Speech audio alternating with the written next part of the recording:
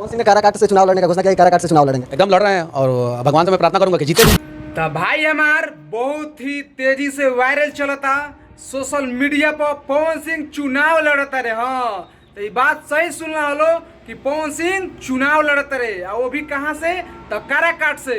तो भाई हमार भोजपुरी कैसन बहुत ही तमाम स्टार वालों के सपोर्ट करता, दिनेश लाल यादव, खेसारी लाल यादव, टुनटुन लाल यादव, अंकुश राजा, प्रमोद प्रेमी, गुंजन सिंह, ऐसा बहुत ही तमाम स्टार वालों के सपोर्ट करता आ के चुनाव के प्रचार करता। लास्ट तक बनल रहा वीडियो में हम जरूर बताएं भाई आ दिखाएं भी, ठीक बा। तो भाई हमार वीडियो के पहले है देखा जा के हवे फर्स्ट नंबर के सपोर्ट करता।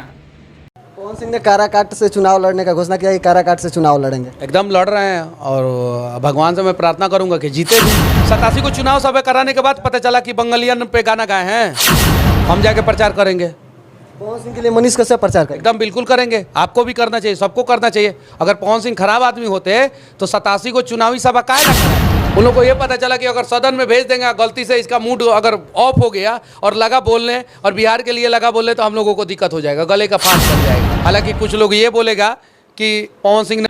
तो भाई हमार यह वीडियो रहे हम मनीष कश्यप पत्रकार जे आज से कुछ दिन पहले मतलब गए रहन समझत बारह भाई हमार। तो भाई हमार ये बताओ नहीं कि मतलब पवन सिंह के सपोर्ट में मनीष पत्रकार जो नाल बड़े पूरा फूल के सपोर्ट करते हैं, खुल के सपोर्ट करते हैं, एकदम इनका जी जान लगा दिए काराकाट से पवन सिंह के चुनाव जीतावे खातिर। भाई हमार हाँ ये बात सही सुन रहा जा, मनीष कश्यप पवन सिंह के चुनाव प्रचार करत बारे और सोशल मीडिया पर ये भी बात बोलता ने कि रहुओ सब प्रचार करी और सब लोग प्रचार करे पवन सिंह खातिर, ठीक बा। तो भाई हमार जब मनीष कश्यप के चुनाव के टिकट मिलल नहीं कि हमार भाई हमार, तो ये अपना इज्जत बचावे खातिर सोशल मीडिया पर कुछ ऐसा बात बोलता रहे कि पब्लिक के लागे ना कि हमके टिकट नहीं के मिलल, हम टिकट अपना से नहीं खिले। तो भाई हमार मनीष कश्यप के सही सुनत रह जा, मनीष कश्यप के टिकट नहीं के मिलल तो उनके मुंह से सुन जा का कहते रहे मनीष कश्यप जाएगा तो अडानी अंबानी के फैक्ट्री में मजदूरी कौन करेगा सस्ता दामों पे? पतंजलि टाटा बिरला के फैक्ट्री में सस्ता दामों पे मजदूरी कौन करे? ये नेताओं के दिल पे लग रहा है और इसीलिए हमको टिकट नहीं मिला। उन लोगों को पता था कि ब्लेड है, अगर हाथ में रखेंगे तो दोनों तरफ से काट देगा। उन लोगों को ये पता चला, उन लोगों को ये पता चला कि अगर सदन में भेज देंगे, गलती से इसका मूड अगर ऑफ हो गया और लगा बोलने और बिहार के लिए लगा बोलने तो हम लोगों को दिक्कत हो जाएगा, गले का फांस बन जाएगा। ये चीज़ें इसलिए हमको टिकट नहीं मिला, वरना हमारा भी नाम चल रहा था और बढ़िया तरह से चल रहा था, आप सभी को पता है। तो भाई हमार रहे हम मनीष कश्यप पत्रकार जौन की पवन सिंह के सपोर्ट में काराकाट से चुनाव लड़ता रहे पवन सिंह। तो पवन सिंह के सपोर्ट में पूरा खुल के उतरल बड़े मैदान में आ कहत बारे कि हम ब्लेड हई, दोनों तरफ से काटिला, यही से हमके टिकट नहीं के मिलल, ठीक बा। इनकर मनीष कश्यप के मूड गरम होला भाई हमार। तो ये बात सुन के हमके बहुत ही मतलब का बोली भाई हंसी आवता यार कि और भी बात बोलता है कि जैसे कि नाम चलत रहुए प्रचार में कि मनीष कश्यप बिहार का मुख्यमंत्री बनेंगे। तो भाई हमारे बतावा जाके जेकरा टिकट ना मिलल वो बिहार के मुख्यमंत्री का बनी हमारे भाई।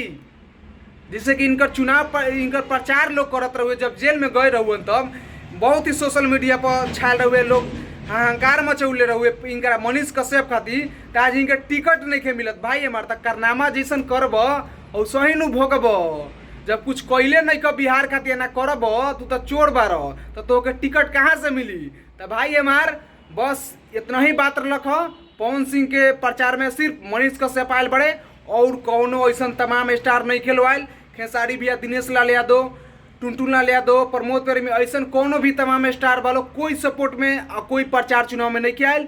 हमके जहाँ तक उम्मीद बा कि कोई आई ना भी, काज की पवन सिंह ऐसा कुछ कैले नहीं खन बिहार खातिर या न समाज खातिर कि केहू इनका के प्रचार करी, ठीक बा।